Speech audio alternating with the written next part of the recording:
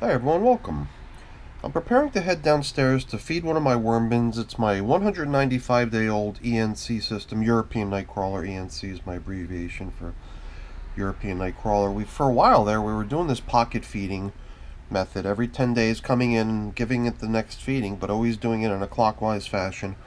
We always kept really good track of what got fed and when. And we've got this spreadsheet here actually doing a lot of calculations telling us that, hey, if you bump into parts of the pumpkin, it's now been in there for 181 days, as well as maybe even over here we might see some banana peel. I've stricken it out at this point. I've always stricken stuff out based on us finding stuff. We did actually find some stems of banana peels last time we checked here, so maybe that was stricken off prematurely. We did find avocado shells, and the old pumpkin stem's always in there too, but everything else for the most part's been eaten. So we're back on schedule as far as giving this system its next feeding, 10-day intervals. There was only one occasion when we kind of broke through that pattern, didn't hit the 10-day mark on the interval. But that happens, I guess, sometimes. We're on feeding 20 here. At 195 days, I've been thinking about maybe making one of these feedings the last. But I guess we're going to head down there now and take a quick look, see how things are coming along in there. Probably give it some worm chow. That's what I've already penciled in here as what happened today. This is meant to be historical, not so much a plan. But I've already preemptively entered feeding number 20 down the middle as being worm chow today. 0 days in progress so far. So let's head down there now and take care of getting these little guys fed. As you can see down here within the bin, we've got a printout of our little diagram. That's about a month old now. It's a little bit soiled. It's a little bit behind the times. So we're going to get this system up onto the bench. I'll get a glove on and we can get to work. So now over the course of these past few worm chow applications, my recipe for the stuff has changed just based on the availability of stuff. And I think the most recent addition to my worm chow ingredients was I put neem cake in, and I also put ground up cashew nuts in here. So nuts and neem were the new addition, but more recently this mix also now includes beans. So it's always kind of changing. Whatever I find in the cupboard is fair game for the next batch of worm chow. But I've still got a pretty good supply of sunflower seeds, pumpkin seeds, more cashews, variety of different stuff that I intend to utilize at some point in future mixes of worm chow. Oh, we've got ourselves one or two little wormies out here near the surface to greet us, but not too much action. I guess what I was curious of was what we would find once we removed that piece of cardboard, because right beneath it we had stacked up as much of this loose bedding type material that we could sort of rake together, and then we sprinkled it all down with the worm chow in the hopes that we might attract some worm action to these leftover bits of scraps, and possibly also see a little reduction in the stuff as they nibble away at the food. Maybe they would also nibble away at some of this surplus leftover bedding. It's all stuff that's been in here for a long time and stuff that the worms would probably really enjoy. So I'm just sort of trying to help them find it by centralizing it. What am I talking about? I'm only centralizing it to help me find it later. They'll find it just fine without my help, I think. I did this last time too, I wonder if I'm just destined to have the same thing happen. Last time too, we sort of scooped up all this stuff into the middle, had a nice pile of this stuff, and then we proceeded to explore the bin, and then the pile just got totally blended in all over the place. Which, as far as I'm concerned, is probably just as good a place to, have all this stuff. Pretty much anywhere in the bin would probably suffice, but I guess maybe a little bit of worm chow sprinkled onto it to sweeten the deal can't hurt. So that's my game plan. If we can keep this stuff sort of together a little bit. There's obviously a good bit of castings mixed in here.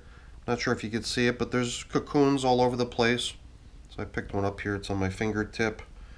That one's pretty dark in color. Most of the ones I'm spotting are pretty dark in color. It just suggests that they've been around for a while. Really nice castings. So much freshly deposited material all over the place. So like there's another cocoon which is a little bit lighter in color, just, in comparison to the one we saw a moment ago. The darker it gets, the closer it is to hatching. So let's explore a little bit, because the only thing to be done here is to sprinkle a little bit of the stuff here, get it covered back up, and that's that. But if we were to refer back to our diagram, you'll remember one of the only things that was listed on that diagram that wasn't scratched out yet was the pumpkin stem. So rather than saving it for later, let's just move this other cocoon aside. Oh, another one. Geez, if I were to start picking these things off, I'd be here all day because they're all over the place. So that's kind of cool, but I cannot resist, because here's one that's just a perfect example of what I meant earlier as far as the darker color. You could see them right away.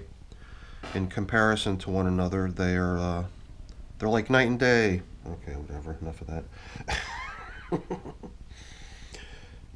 Man, this material is so nice.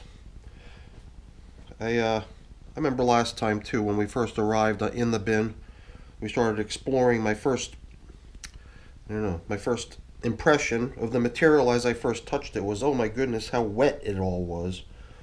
But you can see everywhere, no matter, even if I go really to the bottom, all the way to the bottom, the most damp basically is what I'm trying to say, is my sample from even down here. This piece of cardboard, I guess, pretty damp. Cocoon resting right here on top of it. Also pretty damp, but I guess the point was how well the material all just crumbles away from itself. At no point do you see a clump or a muddy, clump, I guess. Clump is the best way to describe it. So I totally broke one of my rules of thumb that I've been trying to hammer into my head. Let me get what I'm talking about. What I'm talking about is just a brief little segue away from feeding to try to deal with the flying insect issue. So I'm not sure if it shows up on the camera, but I do see one crawling on the side of the bin over there, and I'm sure we probably saw a few others, and we'll probably continue to see a few more here and there. I'm still sort of dealing with a little bit of a flying insect situation, but what I'm spraying in now is that stuff that you put into your pond if you don't want to see mosquitoes using that as sort of a nesting ground, because mosquitoes put their eggs into standing water, and that's where those eggs hatch and develop into larvae and develop into new mosquitoes. And that's what the mosquito dunks help, take care of that situation. And here, it's the same stuff. I'm not trying to deal with mosquitoes, though. I'm trying to deal with some of the other insects. So, I don't know. There's, I guess, multiple points of view on this stuff that I'm using, the mosquito dunks, the BTI. I see a lot of people using it. That's the reason I started trying it too, because I've seen other people with good results. And then I've also had other people kind of express concerns about the use of this stuff. Especially since, the end game for this material is all the garden, where you're going to be growing things that you're going to be eating later. So whether or not, putting yourself downstream of this sort of a bacteria, this sort of a chemical, this BTI, is it a good idea or not, So I don't know. I guess I'm trying to remain open-minded about it. I've, seen some stuff that could concern people, but then I also saw some explanations as to why it's described in those ways, basically because it is classified as a pesticide, even though it's organic and even something that kind of occurs in nature, as far as I was told, or what I learned. I don't know. You gotta take information with a grain of salt these days, right? So that was just one spot in the bin right below where the stem had been, the pumpkin stem, where I always felt like the material was like super loose and you could tell worms were hanging out in it. So I wanted to just plow through there a little bit more, just to let my fingers explore that sensation. So cool how all this material just crumbles so readily. And I'm kind of glad that the food that we're applying last few times as a dry food, so that you know, it's not contributing to added moisture. It's actually helping the system maybe dry out a little bit. It's like a little clump of leaves here. Try to help that stuff along by breaking it apart. Very little clumpiness going on in this bin, which is awesome. Well, I don't know, pumpkin stem, you know, I think the other thing that I mentioned was how avocados had been fed in this corner here, so exploring this corner will generally show us that there's still some shells of the avocados lingering in this area. No surprise. Probably the sort of stuff that'll outlast the bin. Such nice material, so many worms hanging out in it. Some people might even comment that it's too dry just from its appearance because of its flakiness, but even as recently as last time, my first impression when I first ran my fingers through this stuff was, oh my goodness, this stuff is way too damp. It's going to become muddy, it's going to start clumping, and it's still just as damp and just as cozy for worm activity. Just incredible how it flakes apart and flows. It's incredible. This is pretty much like perfect castings, almost. Obviously still littered with good bits of bedding. Good bit of foraging still needs to happen here. And you know what? I did it again, didn't I? I took my nice collection of bedding from the surface and I managed to till it all over the place. So, you know, I'm still treating today's check-in as a feeding, an active feeding on an active bin. So nothing says we need to bring a close to this anytime soon, but it is getting pretty heavy and it's getting pretty full. And it's also getting, I don't know, it's getting so nice that I want to harvest the castings. I want to take this stuff away from the worms and start using it. And then maybe even more important than that, get them working on a nice fresh batch of material somewhere. Make more. Alright, very cool, very cool.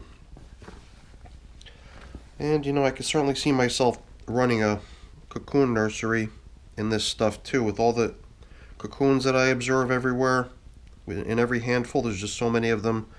I can see moving all the adults out to greener pastures, but then leaving this stuff around for all those cocoons to hatch, and then they'll have all these scraps that float throughout this material everywhere in it. That'll be kind of nice. Maybe it is time to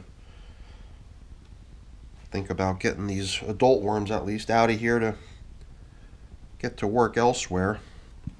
And then the system does seem like it would have to stick around for a while if we wanted to, you know, hang on to the upcoming population that's going to appear from all these cocoons. Man, this is probably one of the corners that I'm tilling up now that I think was fed with the fastest foods.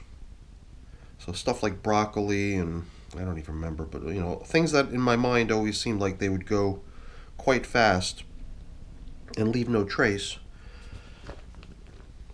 And that's the reason I just imagine this corner to also be, you know, devoid of food by this time. Is this? No, it's paper. Alright. It's just all these crazy worms are distracting me. So before we close up this corner though, I wanted to also illustrate what it is that I worry about. And it's this right here, right? This little clump. And it's just, to me, it's the result of maybe just a little bit too much moisture, something in there, maybe a little chunk of food kicking off its moisture still. I don't know what it is, but when your bin starts becoming just a big pile of these things, and you can't actually see the material flow between your fingers, then to me it seems like something's not quite where you want it to be. You know what I mean? So, geez. To me it just seems like we're now dooming any potential of me collecting up stuff to mound up in the middle. Perhaps it is just for the better that I blend it in, because I think it is all stuff that the next generation will be able to make good use of when the time comes. And maybe it is time to see what we could do about rounding up this population and get them working elsewhere. So I've been trying to push the envelope a little bit on how many feedings the system gets before I classify it as being done. Here we're at feeding 20 today that we're going to apply. which is better than my average, which is 15 or 16, I believe. Or at least that was kind of my running standard for a while, or my rule of thumb on when to stop oftentimes. But I did want to use this most recent generation of systems to try to see if I can extend the life cycles, get us in the habit of creating larger batches of finished castings, the result of quite a few more feedings than what we've done in the past. So that was just another little clumpy bit, but we've added no real moisture other than what came with the BTI, and that was just a pinch of water, not enough to worry about in terms of contributing to excess moisture in the system. I think we're just on the road to recovery as far as moisture goes. Not that we're really trying to recover here. There's nothing absolutely wrong in here. Everything's actually quite nice. I think it's just the worms are becoming a little bit fed up with my incessant disturbing of their space. Now that I've kind of aerated everything. Aerating everything, I'm pretty sure, is going to also result in a little bit of additional drying of the material. And then hopefully at some point soon the material might actually become, I don't know, maybe it is just the dryness factor that would help me migrate these worms out, or at least a good portion of them, because as you saw, there's lots of leftover this and that in here. But if we wanted to try to get worms out of here, I'm wondering if light separation of the worms from the material they inhabit might be a good idea here. I can't quite remember whether it was the European night crawlers. I'm pretty sure that the African night crawlers are such that they don't even really hardly react to bright lights coming on overhead. So light separating the African night crawlers from the material they inhabit by sort of trying to trigger that diving reaction they do might not work quite as good as maybe migrating them. But with these European night crawlers, I think they are a little bit more reactive to the bright lights and might be able to get separated from the material they inhabit using that process. That might end up being the way we do that, so we can move the adults on and then maybe just leave the rest of it as something that we would at this point classify, or at that point classify, as a cocoon nursery. So stuff to think about, stuff to consider. That might be our next step here, but I'll sleep on it and we'll decide next time we check in. So that's the end of the video, everyone. Hopefully you enjoyed it. I've got a couple things that I've got to clean up and put away here, but I'm not going to waste your time with that. That's boring. Before I go, though, let me just really quickly say thank you. Thank you so much for watching. Hopefully you enjoyed the video. If you did, as always, please don't forget to leave me a quick thumbs up before you go. And if you haven't done so already, please also consider subscribing to the channel. All right, everyone, have a great day. Thanks so much for watching. Bye-bye.